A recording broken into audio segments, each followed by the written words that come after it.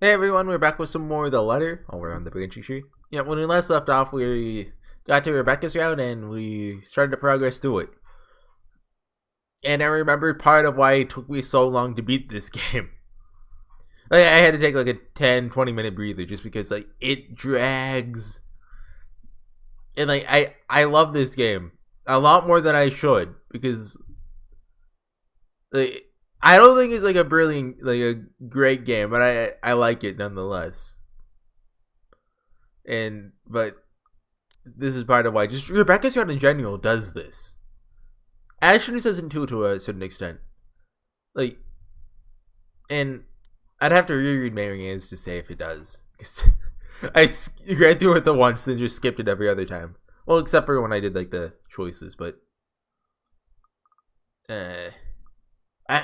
Zachary's really didn't do it like this. Like, I guess it's just because in general Zachary's is shorter. Like, even not considering the branching, they just made Rebecca's really long for some reason. And yeah, they need to work on that. I was thinking of what route I should do next. Like, I'm planning on playing it again, probably around Halloween, just because like I guess it's kind of fitting. I guess. Yeah, that'd be a cool idea. Just get a ending where everyone lives except they all hate each other, which I don't know if that's possible because of Hannah's route, but I can try, and I'm gonna try my darndest. Like if we did this ending, like hey, maybe we should take a break. Maybe it'll do something. Maybe I don't know. Anyway, if I have enough mental capacity to take this on right now, I'll gladly do so, just to get everything over with. Oh, they're actually gonna show this on camera? She's like calling Isabella's family and stuff. But the way things are, and I am now, I'll only end up doing more harm than good, both to myself and those around me. Besides, the more pressing matter is getting out of this place. Because when I look up from my phone and finally take in my surroundings, only an unfamiliar hallway greets me. Wait, where'd everyone go? Right like as any other corridor here, there's gonna be a ghost. Though oddly void of people and the usual hospital clamor. No voices announcing over the intercom, no beeping from machines inside the rooms. Not a single patient waiting with the occasional doctor or nurse on their rounds. Must have taken a wrong turn somewhere while busy worrying about those phone calls earlier. So I guess it's just gotta be Rebecca sees a ghost, which starts her investigation. That ought to teach me something. Of all the places to get lost at. Never thought much of hospitals before. They're a necessity. Walking alone in a deserted area inside one, however, with the walls coming off too white, too clean in my eyes, perhaps even too dull, I can't help but feel a bit queasy about it. A heavy, unsettling feeling lands on my stomach. It's a bit unnerving, but far more agreeable than the sensation of being watched I've been endured these past few days. I know I shouldn't do this, but... Hello? Anyone here? Oh, they put an echoing sound of it. That's neat. Faint footsteps and a murmur of voices echo from somewhere. Still, no one responds to my call. Merely bounces off the walls before dwindling. All I have for company is the sound of my footsteps. Just who does that at a hospital? Hey, anyone here? What do you want people? Well, yeah, we're over here in my hospital. Admittedly, this is a little disconcerting, but for now, I let the distant noises guide me as I walk along the empty corridor, looking for that exit that will lead me back to the main lobby or anyone I can ask for directions. A good minute passes. And another. I'm about to turn around and retrace my steps instead when...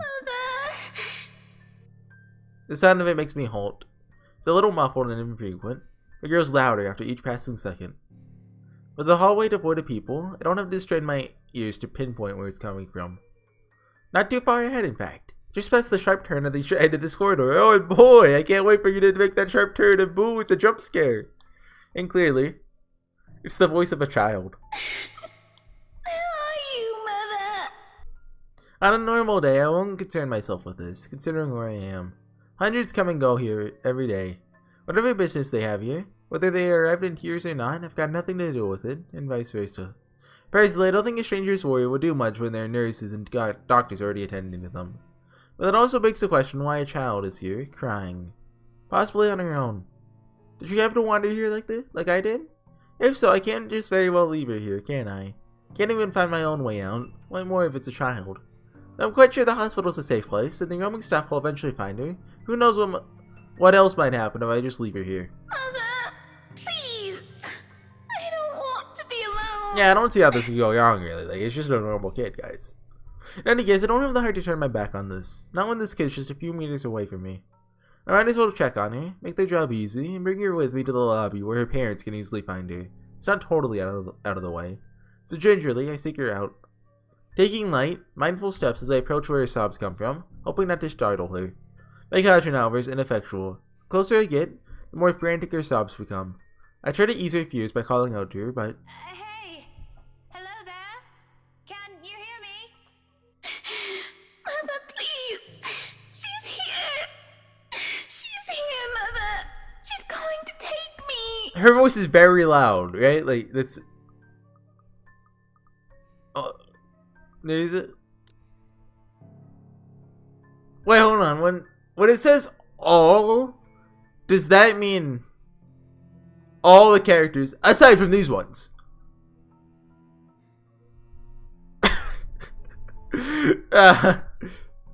There should have been like a master volume of all the characters and other. I'm not going to hurt you. Are you lost? Let's just turn everyone up a little. There. She won't leave, Mother. You're still very loud. I'm heading back to the lobby. Do you want to come with me? Your mom could easily find you if we go there. Mother, I don't want to go with her. Tell her to go away. All right. Why don't we just find someone who can... Suddenly she cries out. And in flash, her stifled sobs grow louder and more violent, fraught with fear and dread. It doesn't take too long for a little fact to register. I'm not the one she's talking to from the beginning. Whoever it is, she doesn't want the person with her in there. Mother, she's here. Help. I don't think twice. With all the haste I can gather, despite the weariness in my bones, I break into our run before panic sets in. Dang my own safety. Well, yeah, that's what you're doing. But if something happens to that kid, not more than a few hours after Isabella's accident, then I won't forgive myself. I might not have been able to do anything for Belle, but this one's right in front of me. She's going to hurt me. Help me. Classic ghost bait. Every time someone falls for it. I won't just sit this one out like a useless person. Actually, is this like the first time the ghost has actually baited someone? Like, well, why would the ghost have to bait someone? Like... Oh, it's the ghost sound effect. Another scream ripples through the air as they near the bend. However, this time her sobs die down along with it. A wave of cold creeps through my whole body as the entire corridor goes wholly silent. Quiet has never been a good thing in situations like that. Like this. 3 more steps, I make it around the corner, bag ready in my hand. Only to be greeted by a wall the moment I turn into the adjoining hall. Oh, jump into the painting! It'll take you to a different world. A dead end. It takes me a few slow moments to take it all in, despite the adrenaline coursing through my veins. No sign of the girl or whoever's with her. Just an empty alcove and a single painting sitting on a bare wall. Where did they... A quick scan of the area reveals nothing, not even a hint of a scuffle. The only way out of here would have been through the sliding doors standing adjacent to me, but even that looks untouched, bolted shut to boot. The corridor I've just passed through seems to be the only way to get here apart from that door. I would have met them if they tried to leave. I'm far from having Ashton's keen observation, but that certainly didn't sound like a simple tantrum you could shove under the rug and forget about. Anyone making a desperate cry like that would have left things in disarray. Especially a child. Yet, I'm the only one standing here, huh? In the presence of a painting that looks to be mocking me and the absurdity of my actions. Although to be fair, the real Lady Charlotte Ermengarde probably won't be doing any of that sort. Local history has constantly written and spoken of the woman fondly, endeared to everyone, much like her parents. The beloved child and heir, up until she took her own life and became a ghost. Half a ghost. It's still... Jerry's still out on that one. A pity, but that's a lesson for another day. But my worries over what I heard in finding that child, I've yet to find a proper way out of here. Thankfully, I don't have to fret over it longer. Soon, another voice calls out from the opposite end of the hall. One of the custodial... Custodial? Is that how you say it? Staff? From how little I could glean of his uniform at this distance. He doesn't bother hiding the annoyance in his tone. From the sound of it, this doesn't appear to be the first time someone unconsciously ended up here. You there! What are you doing? I'm sorry. I think I took a wrong turn somewhere. Well, wherever it is you want to go, it isn't there. I'm really sorry. I heard someone crying here and I thought... Lady, this place is off limits to the public. Has been since a month ago. Ooh, spooky. Closed off for renovations. Didn't you see the signs back there? Next time, learn to read. Wow, that's tough. It won't happen again. Whatever. Get out of here, lady. Exit's back there. Second turn on your right. Don't let me catch you here again. Yeah, stay hidden next time. Strange, though. He doesn't know anyone for me to leave and walks off after saying his piece. I'm not certain if it's because he's simply tired of having to fend off unauthorized personnel from roaming in here, or if he's just gotten to the point where he no longer cares anymore. Shaking my head, I step back from the alcove and prepare to head out, but not before taking a glance at it again. I'm not even sure anymore what I'm expecting to see before me. Must be the wind. Oh, yeah! So without another look, I leave it alone. Okay. What is the point of that? Got a new thing? Painting, okay. Remember when I used to read all of those? Coming home feels like a lame attempt at normalcy. A false return to it. Although, what surprises me more is how easy falling back into my usual routine is, after I forcefully tucked all my worries away. For the rest of the afternoon, instead of told Zachary before leaving, I've busied myself with every unimportant, mindless task I can get a hold of. What can I do? Sleep simply isn't that easy to come by at the moment. By the time the sun sits well over the horizon, much of the work I've got scheduled today has been finished. All that's left for me to deal with is the mail. Even Isabella's family has been given notice of the eggs. Okay, they did give it. Okay. Regardless of how I felt about doing so this morning, it didn't take too much effort, actually. The words have been turning around my head, the same ones I've been dreading to deliver, have long since lost their meaning after that little call with Ashton. Now they're just phrases, syllables, meaning nothing. Her mom took it well in spite of that, but if there's more to the unruffled reaction she gave, it's one thing she doesn't let show. So very much like Isabella. Is this because of the kind of life she has back home? Not that I'll ever fully understand. I'm my parents' only child. We aren't well off, but so far, I've lived a relatively easy life. I didn't have to think about bills or food for the next day or paying for any siblings' tuition on top of my own, or supporting a sick father's medication. All I have to worry about were my grades.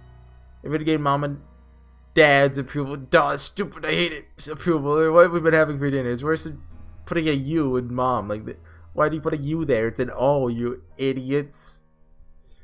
Just because you live on an island doesn't mean you could switch vowels around. When put next to hers, they all pale in comparison. They look less like problems and more like petty issues this way. Petty issues? But as unimportant as it all sounds, sometimes its ugly head rears at the most inappropriate moments.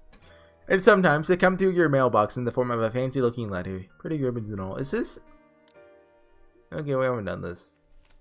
Whoever said this... Well, that's the Ushirobiya family crest! I recognize that's not the Ushirobiya family crest. What if it was, though? Verging on ridiculous, really. I can only imagine Isabella wrinkling her nose if she sees this. Then she'll complain about unnecessary expenses and rich people problems. I'm almost afraid to touch it myself. If simply brushing a hand against its crisp surface will be enough to put a crease on it. Wait, what is this letter? This isn't an invitation to like the rights thing because that was her parents are like, oh, we can't make it. Can you go for us, Sonny? Ho ho ho. So, what is it? But as extravagant as I find this, it really isn't the first time I've received one. Most of the time, it's not even for me, so who am I to complain? Either way, no look of surprise crosses my face. Once I flip the envelope over to see my parents' name written in a neat script. Okay. Nothing new then. How do they mix that up?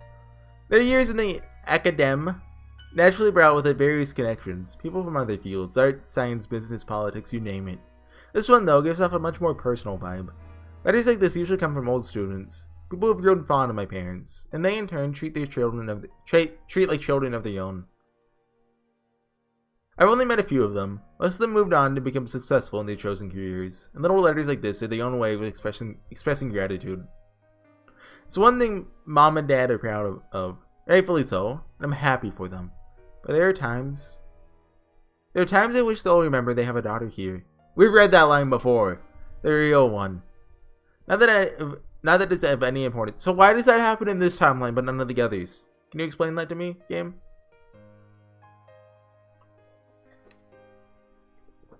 Not that it's of any importance now.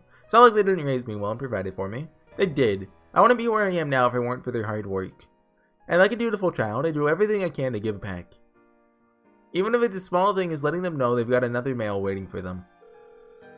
The phone rings for a good minute before someone answers. Mom, her voice is warm as I remember. Becca? Hi, Mum. How's the conference going? Click. Well enough. Until your dad sprained his ankle.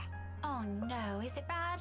I'm alright. In case anyone in this family cares to listen, I'm alright. Very much alive, darling. And there you have it. He'll be up and walking in a few weeks, don't worry. We're going to have to extend our stay here until it heals, though. So we've already seen this, we can skip it. Nothing big. We're friends at Coma, it's all good.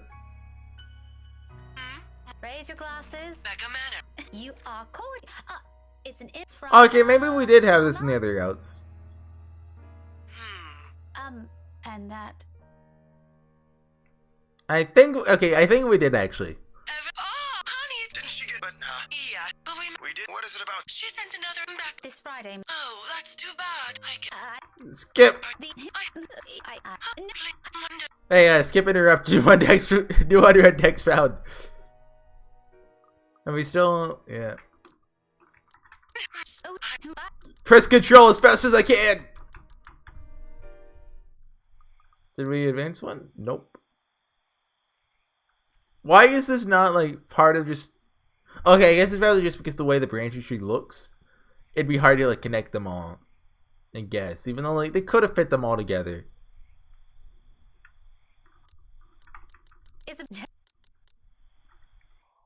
Oh, okay, this is new, I think. Her unit's still a mess.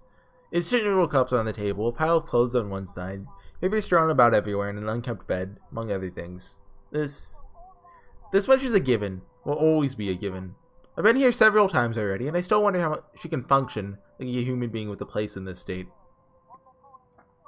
She didn't even bother turning off her telly last night before leaving. Now it's filling the room with even more depressing The news. authorities are still trying to find the cause of death for all the victims.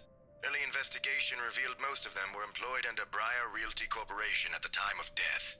That could mean something. Meanwhile, BRC has refused to comment on this. I like to see an action route where he's just like, okay, there's a big conspiracy going on, and I'm gonna get to the bottom of it. And the whole route is just that. At the very end, he's like, Luke, right, you're the culprit! And Luke's like, dude, there's a ghost right behind you. And Ash's just like, you're the culprit! Because he can't see ghosts. That route would be a lot better. No more of that. We've got plenty of negativity going around us right now. Besides, she'll definitely complain about the electric bill if I just leave it. Even if it's entirely her fault. However, that's neither here nor there. This little detour isn't for this. It's for her aunt. Hey, thanks for letting me know about this. I'll be by in a few days. Just need to sort things out with my work. If it won't be too much to ask, can you bring a few of her stuff to the hospital? Only for 2 or 3 days so I can head straight there. Thanks. Little request from her. If we can bring a few of Isabella's stuff. What do you mean a few of Isabella's stuff? A few of stuff. Just for 2 or 3 days to make caring for her easier when she takes care over from us. She doesn't elaborate much. The message itself is short and direct. No mention of the accident or even Isabella's name. Isabella's, the aunt's in on it. She's part of the conspiracy. But the mere lack of it holds enough grab. What if there's just a route where it reveals there isn't a ghost and it's actually just a big conspiracy and we just haven't gone in that route? This fixes the things we all dread facing in the next few days and the little truths you'll have to ease into after. Both of us know this isn't a one-day thing. It may last weeks, months, bloody heck, some will even continue on for years. Thinking of those numbers alone drains the optimism out of me, but I refuse to wallow on them. Think of what Zachary said instead. He's right. Here's a point we've all known about her years ago. She's stubborn. And she might make it through because of it. The odds are, so to speak, astronomical. But she's beaten worse before. She might not even need that miracle the doctor so blatantly told us to avoid hoping for. If she tries hard enough, she'll probably win over this with willpower and nothing else. If that ever happens, as unsightly as it may make me seem, I'll laugh at their faces. Just imagining how it might go brings a smile to my face for the first time. Somehow, it calms, and the whole task of packing what little essentials she might need become less of a chore. Less than an hour, I'm done. Before leaving, I spare Isabella's room one last glance, disturbingly quiet now without her in it. I'll get a glance to scold her for this mess later. Then we'll argue about it like we often do, like normal. But for the moment, my concerns are best left here. She doesn't need those right now. Okay, every progress. No, let me out. I want to be free from Rebecca. And she backpack. Even before, it never crossed my mind I'd ever feel apprehension over a hospital visit. No one in my family has experienced illness to warrant an overnight vigil. When my relative did pass away here some years ago, I was still all too young to commit the details to memory. I recall the tears, but the emotions simply felt too distant to stick. In truth, everything I remember of hospitals are the bright lights, the cozy private rooms, and the doctor's tender smiles. Until last night. Now the lights glare, shining far too brightly, intensely, against my eyes. The smile from the on-duty nurse founders every single uncertainty. Founders? Is that a word? Like, is it a verb, rather? The room at the end of this word looms up forebodingly ahead of me. This being the second day, it's thankfully dulled the edge of that. Somewhat. There's still the voice at the back of my mind, whispering, expecting the worst, while hoping to all that is good in the world that I won't find an empty bed and an equally graver news upon my return. But I push those down as far as I can the minute I near her room. It won't do for Zachary to see me this way. He'll send me back home for sure. Oh right, it's gonna be the scene where the three of them are in the hospital room. The latter won't do either. Not gonna let him, when all the help we can get will only be between the two of us until her aunt arrives. After that call with Ashton, with the way he sounded, I don't think he plans on showing up here. He probably thinks he'll be more useful out there. I know he's just doing his job, but it almost seems like he's using it as an excuse this way. What exactly is there to avoid here? He's so willing to face everything head on, but this? How absurd. Regardless, whatever the answers to those, we'll have to wait with many others, as I give the door to Isabella's room a mild push. Scared cat? My hand stills. My whole body freezes, stopping me almost a hair's breadth from fully opening the door. Ash? A frown soon follows my confusion. Was everyone listening to this? There, settled on the edge of the bed, is the last person I've expected to see here no mere seconds ago. Sitting almost too comfortably at that, with a small smile gracing his face. This is like a Shio jumping over the track thing. Everyone was there. As if last night's events haven't taken a huge toll on him. But it's obvious. His fatigue is there. The tired lilt in his voice, the detached look in his eyes, and the manner his shoulders droop. He's barely keeping himself together. Just looking at him right now makes me regret ever thinking he's simply making excuses out of his work. Should have known better. An apology immediately forms in my head, already at the tip of my tongue. Although, before I can even string two words together, he continues. He has yet to notice my presence, and I've yet to make myself known. But somehow, something in the way he speaks next prevents me from doing so, despite the casual note he takes. Something anyone, including me, isn't supposed to ever hear from him. Something deeply personal. Really, how long are you planning to stay like that? You've been criticizing my sleeping habits, yet look. I hope you know Zach and Rebecca. Hold on, I'll are replay that losing line. sleep over this. I'm trying to take a drink, so my... Right, I'll get there. I'll just switch the hand. Really, Okay. how long are you planning to stay like that? You've been criticizing my sleeping habits, yet look what you're doing. I hope you know Zach and Rebecca are already losing sleep over this.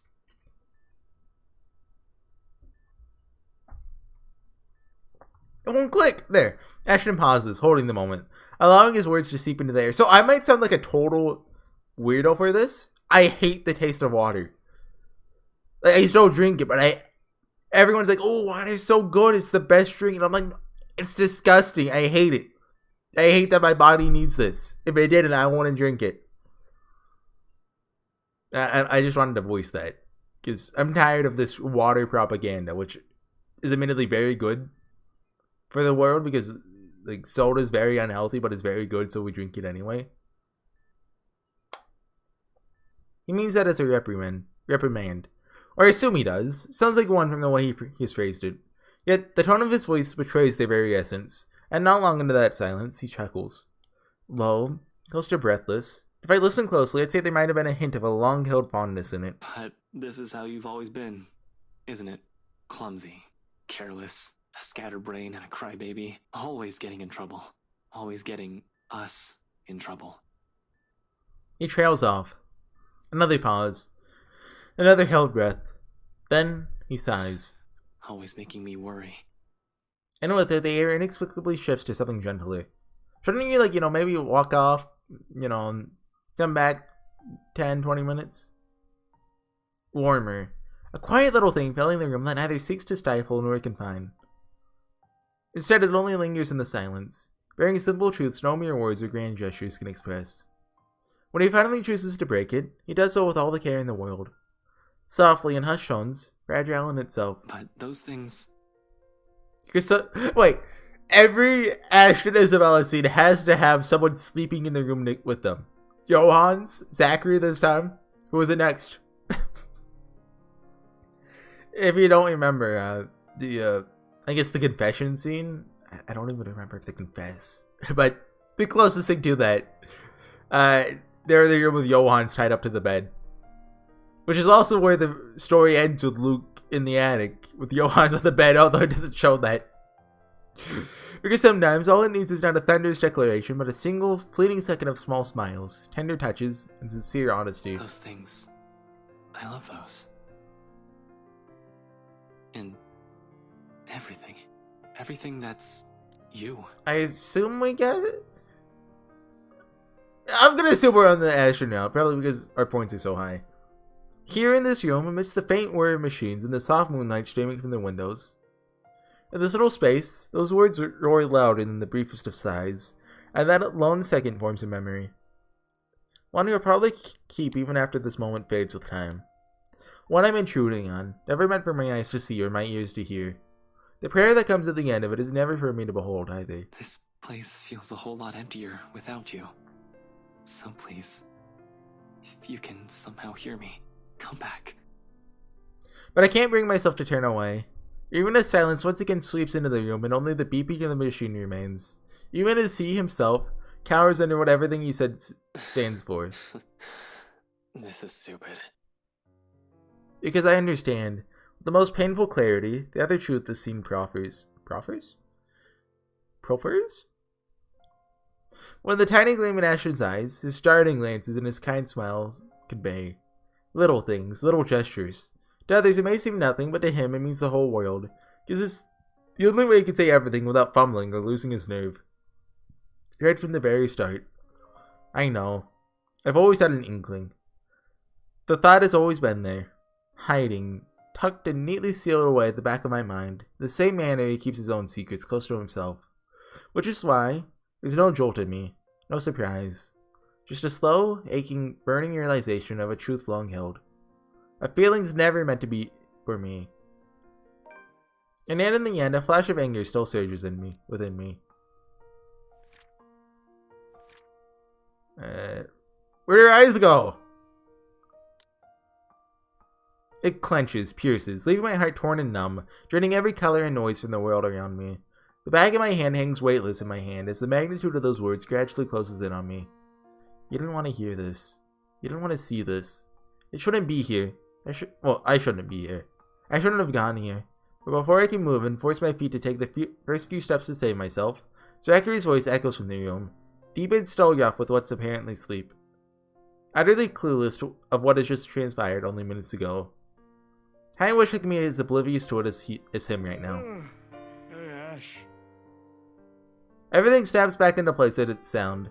The veil lifts from my mind.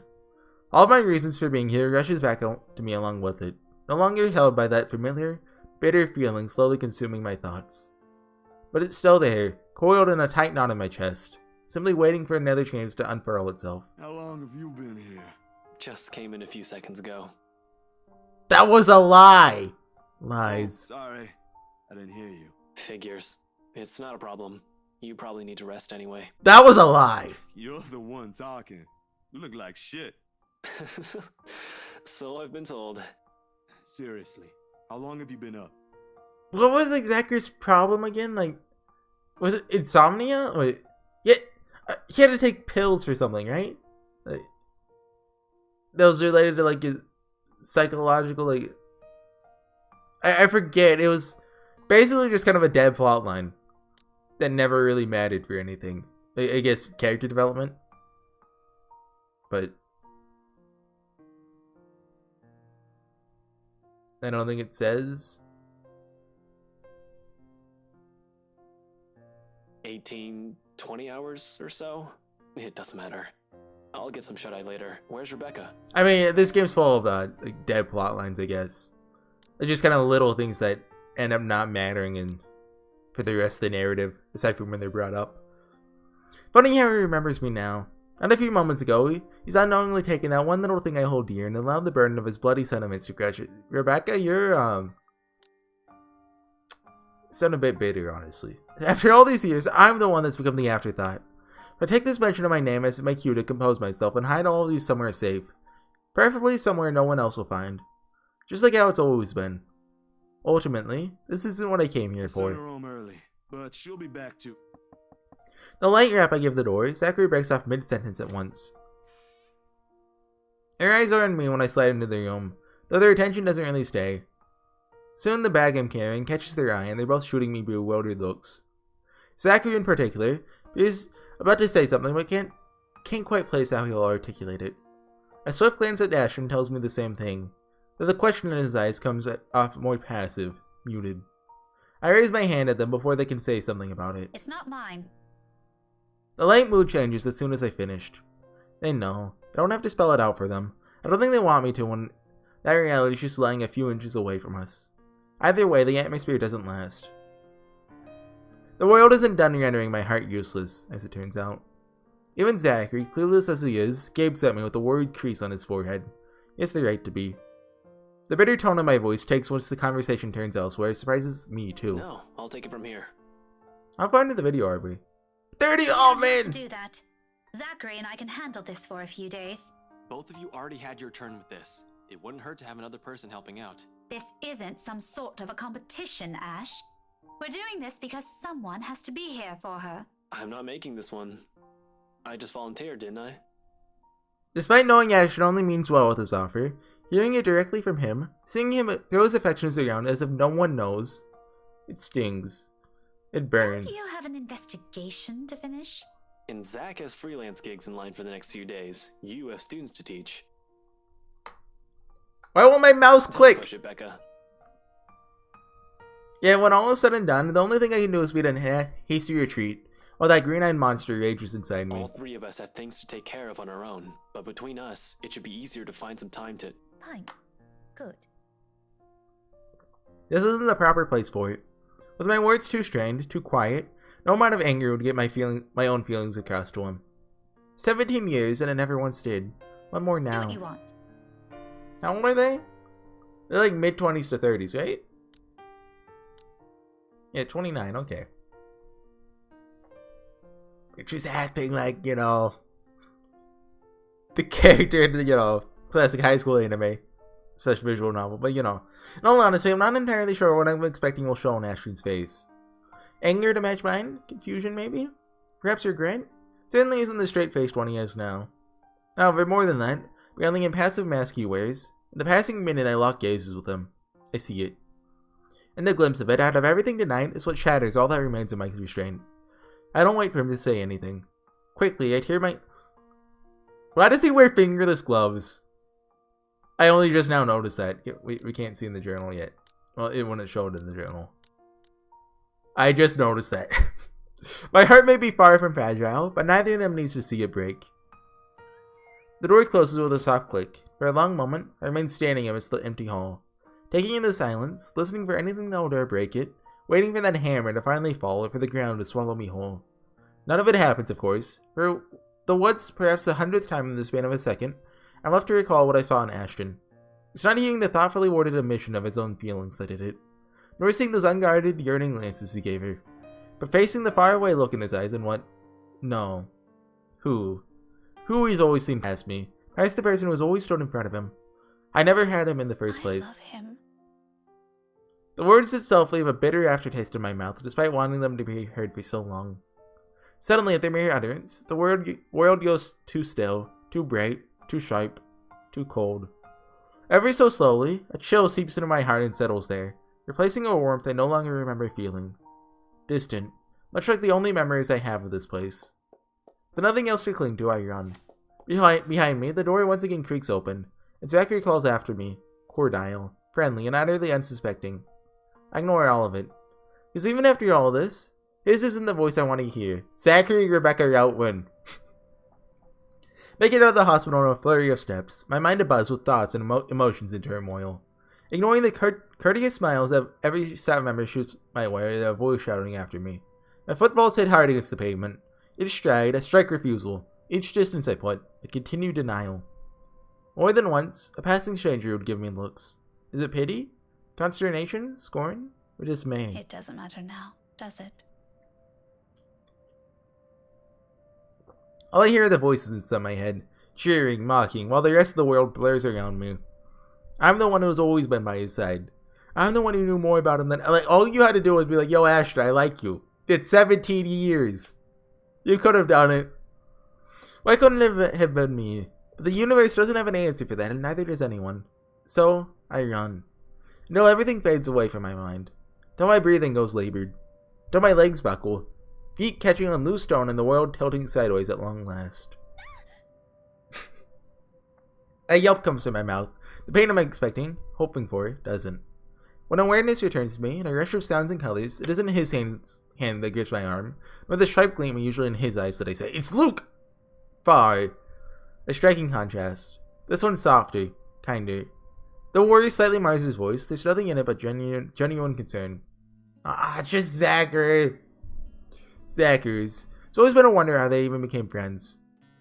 Easy there, ma'am. How long is this going on? Let me out. I want to finish the round. What if, like, we have to do this segment too? Which, no, I think that's Luke stuff. Maybe? Oh, no, that's Isabella, isn't it? No!